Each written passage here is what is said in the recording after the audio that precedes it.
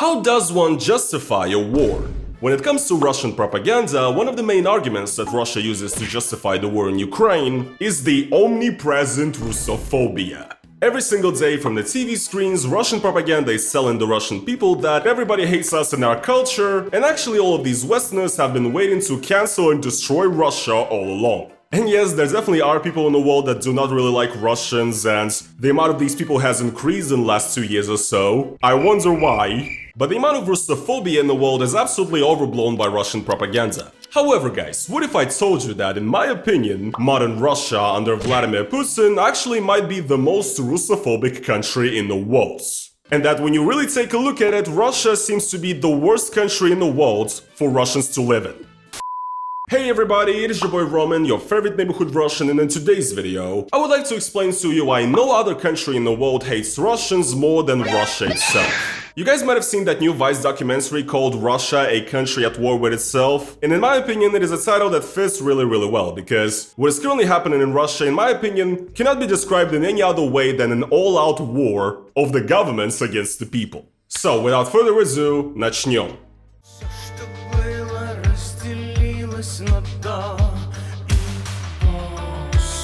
Yes, that is correct. I'm pretty sure if you know a thing or two about Russian propaganda, you might know that they love talking about how the West is canceling Russian culture. Пытаются отменить целую тысячелетнюю страну, наш народ. Пресловутая культура отмены превратилась в отмену культуры. Запрещаются и русские писатели, и их книги. Russia essentially wants the people to think that the West now hates absolutely everything related to Russia, despite it being Z or not. Russian propaganda has made a ton of false, overblown reports about Dostoevsky's works being banned in Europe or whatever, which is not really happening anywhere. But don't you fret, guys, because Russia itself is doing a great enough job destroying and canceling Russian culture. In modern Russia, any celebrities, actors, musicians, etc. are essentially forced to support the war if they would like to continue their career, and if they do not support the war, they get cancelled. No, literally. Here is a list of OG Soviet Russian musicians that have made an immense impact on Russian music and Russian culture, who got completely cancelled because of their opposition to the special military operation. This includes, for example, Alla Pugacheva, the Soviet Union's most famous singer. She's described as the prima donna of Russian music.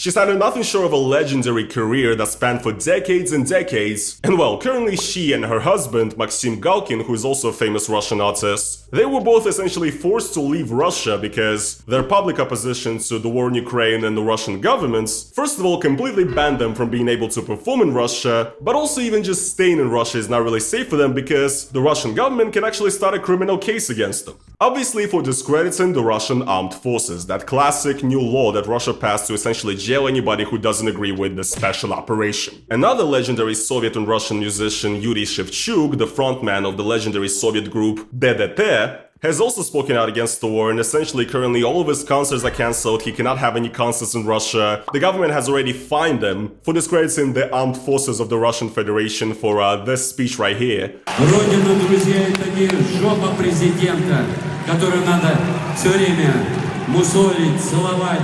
Родина – это бабушка, нищая на вокзале, продающая картошку. Вот это Родина.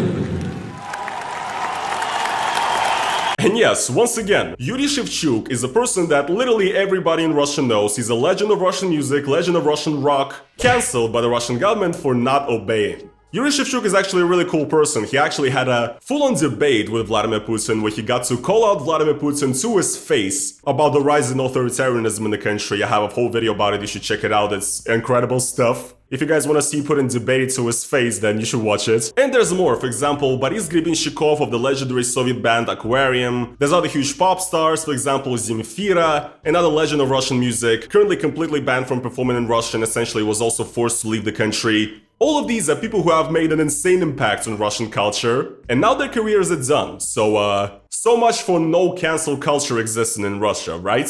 It actually gets even worse because what they do is that they don't even just ban music of artists that are currently alive, but often they even buy music by artists who already have been deceased for decades. For example, Viktor Tsoi of the legendary Soviet band Kino. Currently, in modern Russia, if there is a Kino cover band that wants to essentially have a concert somewhere in any city in Russia, Russia has a list of certain songs by the band Kino that are essentially banned from being performed, and one of them is obviously his famous protest song Перемен.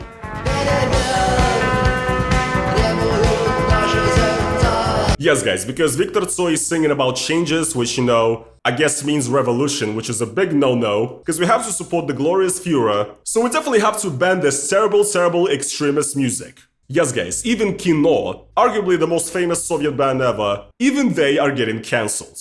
At this point, I feel like Russia is probably going to ban the movie Come and See next, because, I don't know, it shows that war is bad, or whatever, so, we have to destroy it. Now, obviously, this cancellation is not only happening to musicians in Russia, but also to writers, actors, movie directors, and so on and so on. And ironically enough, right, Russia loves to talk about how the West is currently canceling Russian culture and how the West wants to do nothing with Russia. Мы никогда не додумались до того, чтобы отменить Бетховена или Баха, или у Генри и так далее. А там додумались до того, чтобы отменить Чайковского.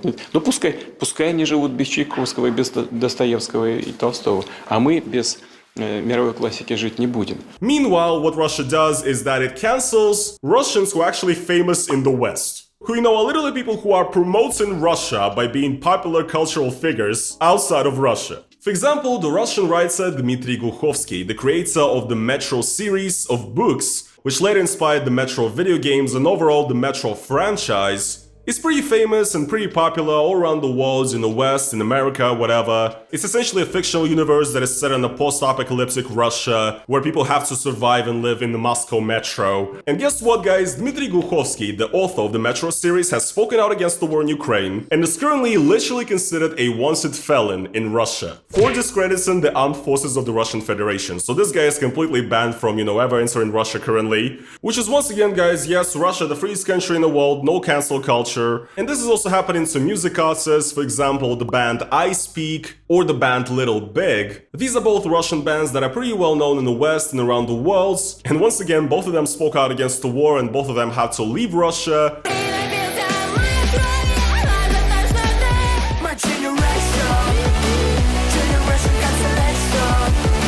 So basically what's happening is that Russians who are popular in the West, who Westerners like, right? These are the people that are kind of bridging the cultural gap between Russia and the West and showing that Russians can be cool too. And these bands show a different side of Russia to a lot of people. Well, once again, the Russian government just has to cancel them and kick them out of the country because once again, Russia really cares about its cultural heritage. So my question is, what is this, if not pretty much outright destruction of Russian culture and cancellation of Russian culture by the Russian state? What's happening is that the greatest minds of Russian art, who happen to be against the war because once again they are, intelligent minds of Russian arts, these people are completely cancelled and their great music, their great creations are replaced by bootleg and propaganda garbage. For example, Shaman, other countless terrible Z artists that are just, making the worst music ever imaginable.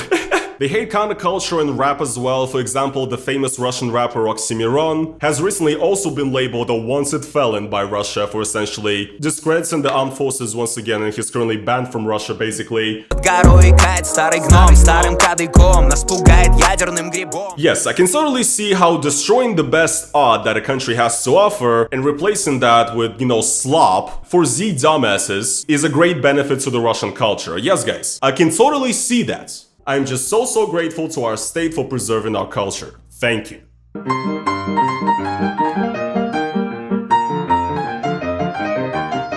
Yes, guys, I'm not afraid to say it, I'm just like Kanye West. Vladimir Putin does not care about Russian people. Зарплата, наверное, 1800, но я так предполагаю. Вот и деньги 800 тысяч отравните, 10 700 можно прожить? Ну, не только есть гораздо более высокие зарплаты.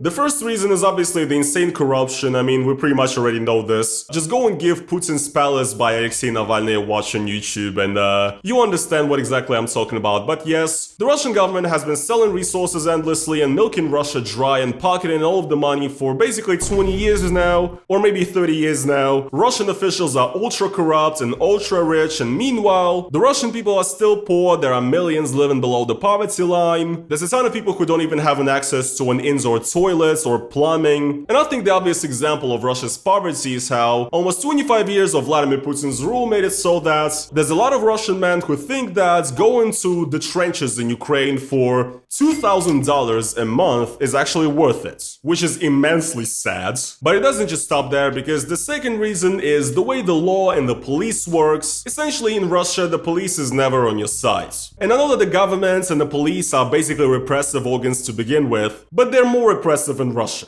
compared to many places. Essentially, in Russia, the effectiveness of the police is determined by the amounts of arrests or closed cases. So basically, the more people a cop jails, the bigger and better are his career prospects. In Russia, we call this палочная система. Over the years, there have been countless cases showing that Russian police uses torture to essentially force anybody to admit to any crime. They often use fake witnesses also to try to get somebody in prison. And the court system in Russia is not independent, it follows direct orders of the Russian government essentially. So, to put it blunt, if they come for you, you're completely fucked. Because the conviction rate in Russia is basically like 99.9%. And also guys, how can we forget that Russia has over 1 million people staffed as police officers and Secret Service agents, whose job essentially is to police the people and make sure that they stay in lane and never threaten the people in power. And the Secret Service and the police in Russia essentially kind of exist as a new elite now, who basically can do whatever they want to whoever they want without any repercussions, so life is great. Number 3, no free speech. In Russia, you essentially have no right to an opinion, you have no right to disagree with the opinion of the government. The only time when you are allowed to have an opinion in Russia is if you're agreeing with the government. At this point, protests are pretty much completely outlawed because in Russia you have to send a notice to the local governments asking them to allow you to conduct a demonstration or a protest somewhere in the city, right? And guess what happens, guys? If it's a protest that is against the government, they never get approved by the government.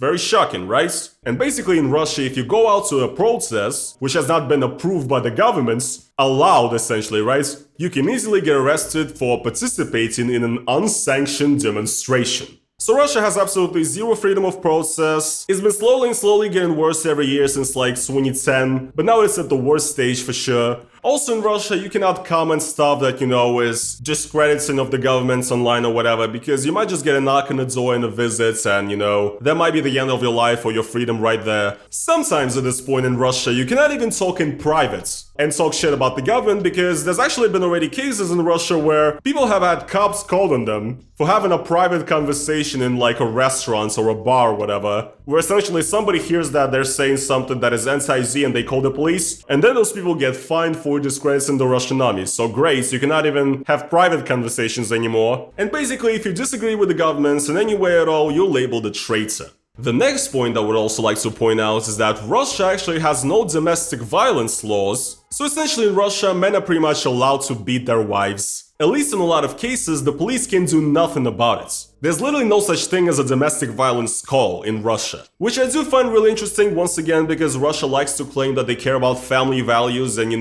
strong healthy families or whatever, but yet they allow people to beat their wives. So clearly they don't care about the women that much either. There are also absolutely zero LGBT rights. Russia has recently passed a bunch of homophobic laws that are basically outlawing gay people in Russia, to put it short. First, what they did is that they passed this law banning gay propaganda for all ages in Russia. So essentially you cannot even talk about any LGBT related topics or anything like that. It gets so ridiculous that now in modern Russia, when they play new music videos on TV, a lot of the time what they do is that they literally blur out people if it's like a man who looks, fruity, has makeup on or whatever. So this is very normal country. I do remember another guy who used to, remove people from pictures. After that, what they did is that they passed a law which bans the LGBT movements in Russia, and now makes it so that essentially LGBT is considered an extremist terrorist group in Russia, on par with, Taliban, for example, who nevertheless, despite being considered a terrorist group, make regular visits to Russia. And also, Russia recently passed a law completely banning gender reassignment surgery. Essentially, you cannot become trans in Russia. And no, guys, they didn't do this for kids, because I know you fucking right-wing is already talking about this in the comments. No, they banned it for everybody. All ages. So basically, LGBT people in Russia are currently considered subhuman. The government basically treats gay people as some sort of like Western spies that are walking around Russia and trying to, zombify the people with their, gay agenda and destroy Russia's traditional values or whatever. And they're all obviously walking around trying to turn Russian kids gay so that based traditional trad Russia finally falls. You know what I'm saying? So, what do you guys think? I mean, I personally think that when you consider a huge part of the human population in your country absolute subhumans, when they don't have the same rights as any other person in your country, yes, this is definitely a country that loves its people. And also, of course, how could we forget? There's currently a war going on and people are being drafted and mobilized, people are dying every single day. So basically, Russian lives are actively being destroyed by being sent into the meat grinder. All the people who disagree with being sent to the war, who disagree with the war, they are simply sent to rot in prison. Yeah guys, what can I say? I love it. It's a very loving and caring country. My fucking god. I don't know guys, I just really do not understand how you can claim to love your people and how you can claim to work for the benefit of your people when you absolutely hate a massive part of your population and you essentially consider them subhuman, and you're also literally killing thousands of Russians daily. Once again, I just really fail to see how this can be described as loving Russian people. You know what I'm saying? And the reason for all of this is because the government in Russia is not working for the well-being and for the welfare of the Russian people. Their only real goal is filling their pockets and also continuing their insane imperialistic megalomania. That's the only goal they have. And also another great part about all of this is that with this war, Russia has essentially split the country into two sides. There's Z people and there's anti-Z people, and the amounts of these people we really can't find out because free speech does not exist in Russia. However, in the current Russian society, there's a lot of mistrust, there's a lot of unease, there's a lot of anxiety, because you can never know if the person that you're talking to could actually be of different views and could like snitch on you and ruin your life. It's getting to that point essentially, right? So I think what is currently happening in Russia could be slowly brewing towards some sort of big civil conflict. What they've done is that they've destroyed millions of families because either some family members had to leave and immigrate and lose touch with their family, like myself for example. In a lot of families, the men fell as casualties in this war. And in a lot of Russian families, people who are relatives who are supposed to be very close to each other have completely stopped communicating because they're on completely other sides of the fence regarding the Z question, So yes, they've destroyed families, they've ruined millions of lives, they've sent thousands into immigration that's been completely forced into immigration that they did not want. Once again, guys, I just really fail to see how this is great success, great benefit to the Russian people. I really do fail to see that. And you could actually claim that even the sanctions that were, put on Russia, and in particular the sanctions that actually affect the regular people, for example, the SWIFT ban and also the ban of Visa and MasterCard, which made it so that Russians cannot use their cards outside of Russia, this is also yet another example of a situation where the actions and the policy of the Russian government has led to the lives of Russians becoming harder and more fucking annoying, even outside of Russia. Even if those Russians oppose the Russian government, right? So, at the end of the day, the biggest problem about this entire thing is that, unfortunately, it seems like a lot of Russian people still cannot realize that the Russian government is not working in their interests and that it's not working for their welfare. And once again, if this was something that Russian people actually realized, then I believe that it could possibly change everything. But unfortunately, guys, with the level of the free speech that we have and the level of the omnipresence of the propaganda and how people are essentially locked in as hostages of the regime, basically, right? Unfortunately, I'm not sure if anything can really be done at this point, and I've got to be honest, guys, I do not have that much hope. But yes guys, so I guess this is going to be pretty much it for today's video though. I had the idea for this video for a while, but I finally believe I now have the power to say all of this. What is currently happening to my country is absolutely sad. I just really hope that this video in particular maybe told you something new that you didn't know about Russia yet, or maybe gave you a greater perspective of what it's like living in Russia. However, still, at the end of the day, I love my country despite all of this. And I just really want my people to see better days, and so that everything that I've just been talking about would finally be in the past. I just really hope that day comes one day, but for now guys, this is all I have. I hope you guys enjoyed this video, make sure to smash the like on it if you did, and as always, if you guys would like to support me additionally, and that is financially, if you like my channel, if you like what I do, then make sure to go over to the link down in the description and become a YouTube member. It is basically YouTube's own version of Patreon, and it's the best way to support me. It's a monthly donation type thing, or you can also do a super thanks underneath this video for a one-time donation. Thank you guys for watching, and I will see you in the next one. Peace. My voice is gone.